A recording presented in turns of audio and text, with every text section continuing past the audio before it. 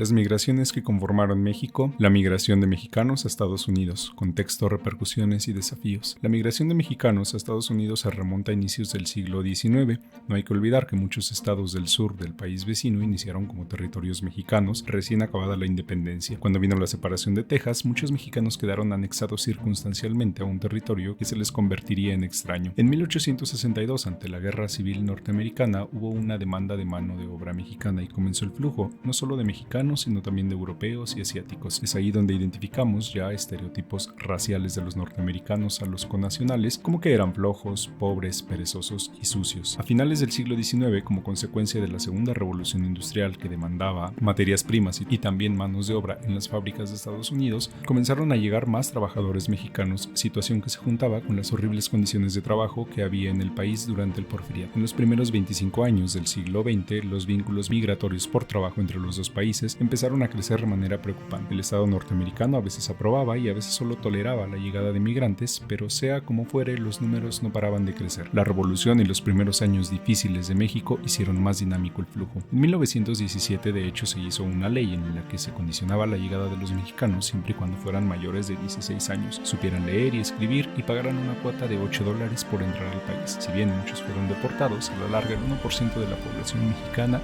migró hacia allí. En 1920, ante la situación migratoria, el gobierno mexicano comenzó labores para que los trabajadores pudieran ver respetado el artículo 123 de la Constitución de México, aún estando en Estados Unidos, para evitar abusos. En 1924, el Congreso estadounidense funda la patrulla fronteriza, hecho de suma importancia ya que a partir de ahí el migrante se convirtió en un prófugo de la ley americana, obligándolos a vivir escondidos para no ser deportados. En 1928 comenzó una persecución de tipo racista. Todo aquel que no tuviera un trabajo considerado por el gobierno americano como seguro sería deportado y considerado un criminal por entrar al país. Ante la crisis económica de 1929, las deportaciones comenzaron una cascada.